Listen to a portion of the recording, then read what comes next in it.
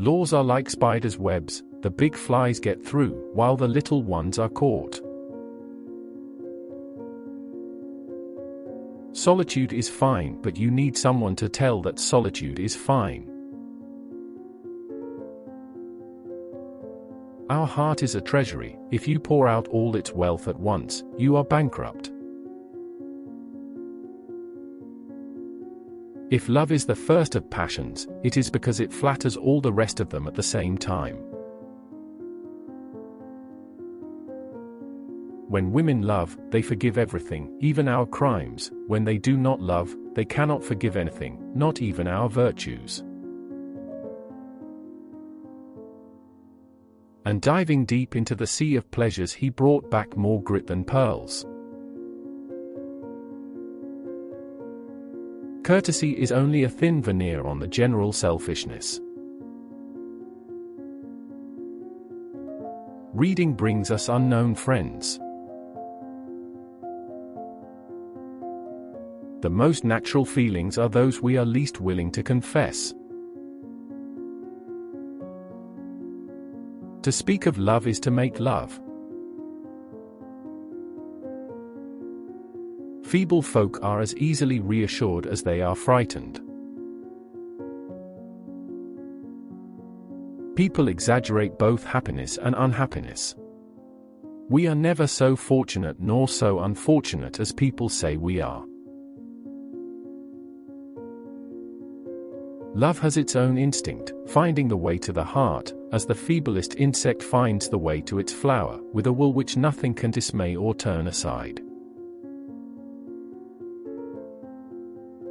Those who spend too fast never grow rich.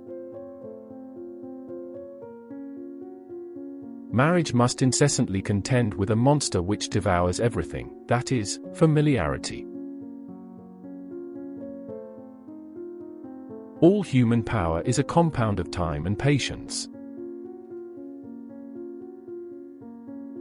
Love is the poetry of the senses. Mankind are not perfect, but one age is more or less hypocritical than another, and then simpletons say that its morality is high or low. Our most cruel enemies are our nearest in blood. Kings have neither brothers, nor sons, nor mothers. All poetry, like every work of art, proceeds from a swift vision of things. The secret of a great success for which you are at a loss to account is a crime that has never been found out, because it was properly executed. The more a man judges, the less he loves. The man as he converses is the lover. Silent, he is the husband. Though the great things of life are simple to understand and easy to express, the littlenesses require a vast number of details to explain them. A lover always starts from his mistress to himself, with a husband the contrary is the case. The fact is that love is of two kinds, one which commands, and one which obeys. The two are quite distinct, and the passion to which the one gives rise is not the passion of the other. A society of atheists would immediately invent a religion. Society bristles with enigmas which look hard to solve. It is a perfect maze of intrigue.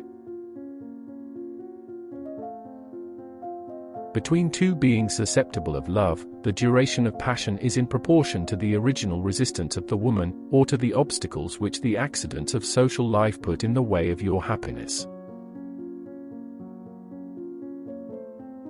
Where poverty ceases, avarice begins. Wisdom is the understanding of celestial things to which the spirit is brought by love.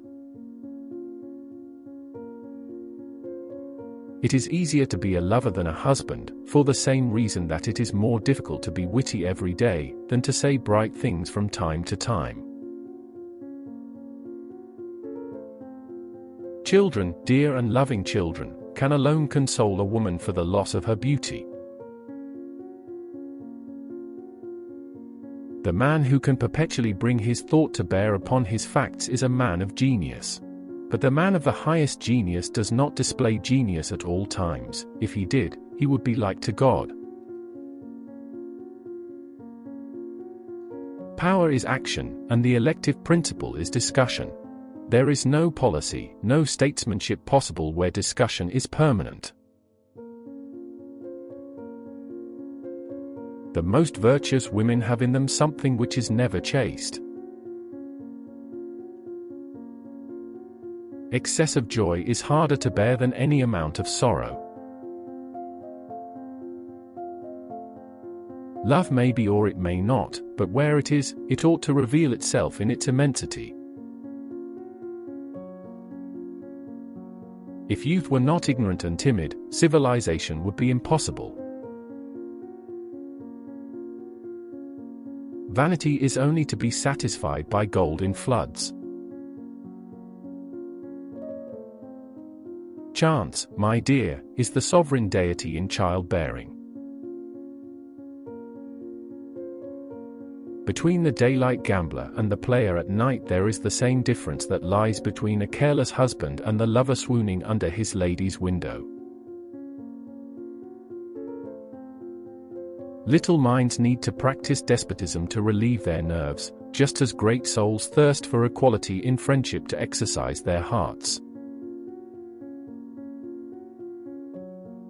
Manners are the hypocrisy of nations, and hypocrisy is more or less perfect. Finance, like time, devours its own children. You'll never know your wife cheats if she doesn't want it. Women are tenacious, and all of them should be tenacious of respect. Without esteem they cannot exist. Esteem is the first demand that they make of love. A flow of words is a sure sign of duplicity. True love is eternal, infinite, always like unto itself. It is equable, pure, without violent demonstration. White hair often covers the head, but the heart that holds it is ever young. Conscience is our unerring judge until we finally stifle it.